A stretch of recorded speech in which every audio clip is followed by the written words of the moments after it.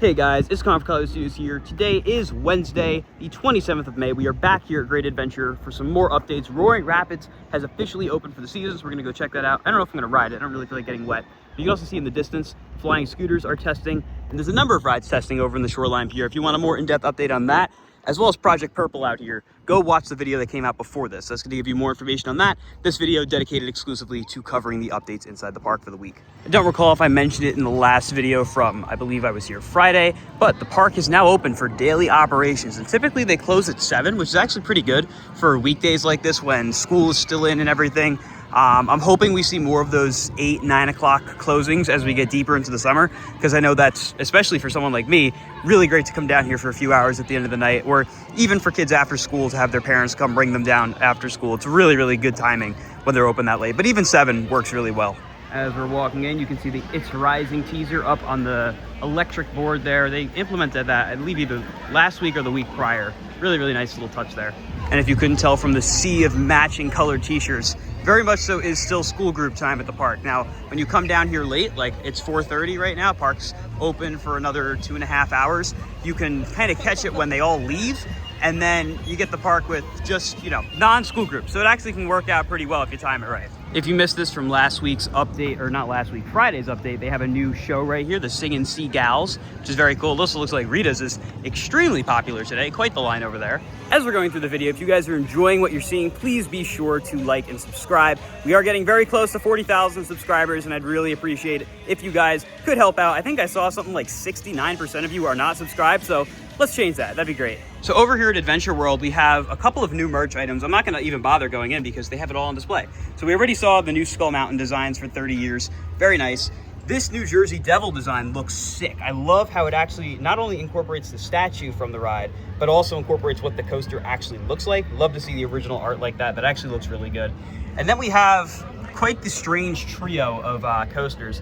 See, I personally would have put Toro, Devil, and Nitro, but I guess there's no real mascot for Nitro, so it would have just been like, I don't know, like an explosion. So they at least picked the 3 rides that have characters that you can kind of associate with them being Devil, Toro, and Medusa. Medusa, I guess it's, whatever. But this is a really cool design. I love this. I would have loved it even more with King Dakar back in the day, but I digress. And looking over in BBNP, I could just be noticing this and I'm wrong, but it looks like the water tower over there was minimally power washed, maybe even repainted. It looks fantastic. I know they had the drone company here that actually does power washing with drones. They did the main water tower, which I didn't get a video of. They did that, I believe, yesterday. And it's very possible they came over here to BBNP to get the little water tower as well. It looks great. As we make our way down here into Frontier Adventures, we know that Mine Train is actively being power washed, presumably to prep for a repaint. And ever since we were here last, definitely a lot more power washing has occurred. The whole end of the final turn here is like almost completely gray down to the original primer color there. It looks really weird. It honestly kind of looks cool with that gray. I don't know, something about it really appeals to me. But we'll take a look at the rest of the ride and see where else they power wash. All right, so I got lucky today.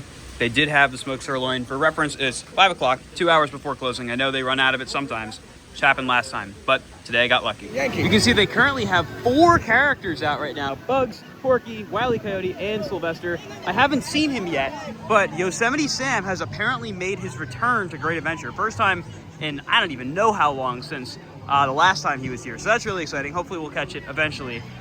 Maybe they took the costume from Six Flags America. I don't remember if they had one down there, but definitely a possibility.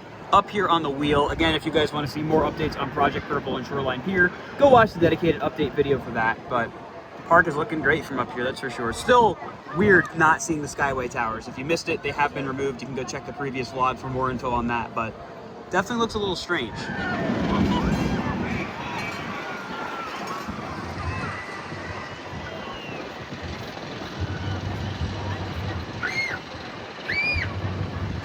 It's not open, by the way. Now we're gonna go for a quick ride on Nitro. Holy crap!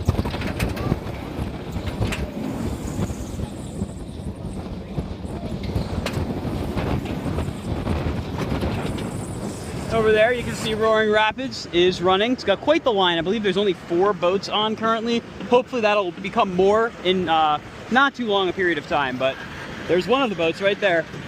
I'm not gonna ride it today. I don't feel like getting soaked, and I don't want these things getting wet yet, so we'll hold off on that for now. But there you go, it is actually open.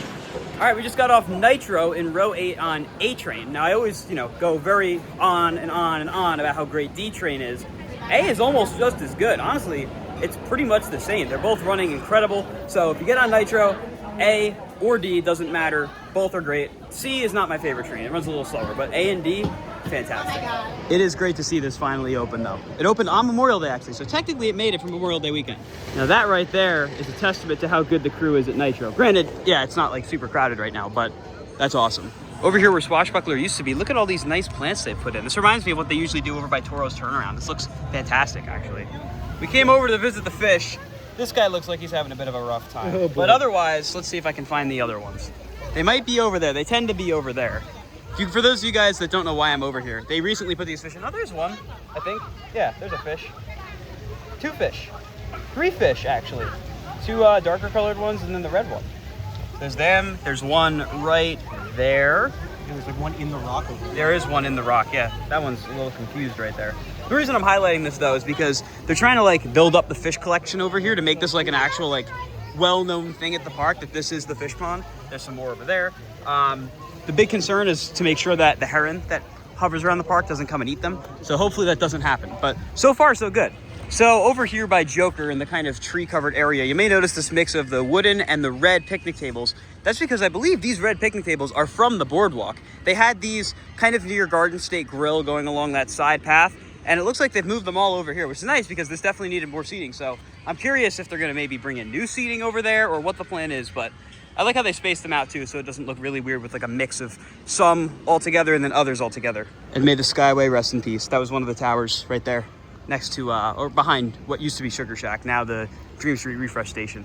Also, more props to Great Adventure on the landscaping. They are really crushing it this year. This area right here, again, next to the refill station, looks fantastic with all the plants. So something I've noticed at all these refill stations that really needs to be addressed, for one, you can see that the exit gate doesn't actually like automatically shut. It should automatically go to do that. And these really do need the pressure plates because there's a lot of abuse across all of them at the park where people just kind of walk in the exit because it doesn't close automatically, as you can see right there. And now it is Toro time. However, I'm seeing that they're not really holding standby as far back as they should because that line on the stairs is looking pretty nasty. It's also a fairly large line for Fastlane in general too. Hi, Vinny. That's insane. Oh! Oh! Oh!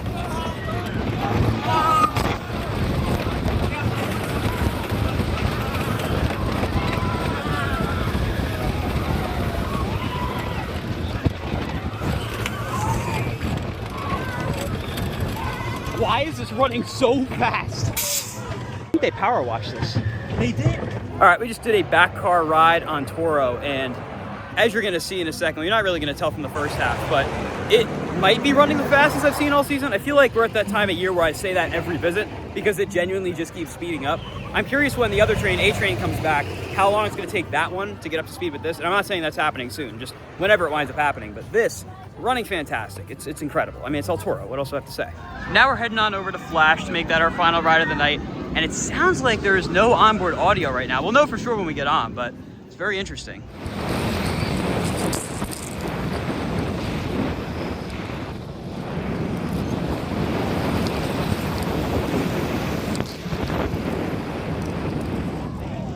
Hi, Project Purple.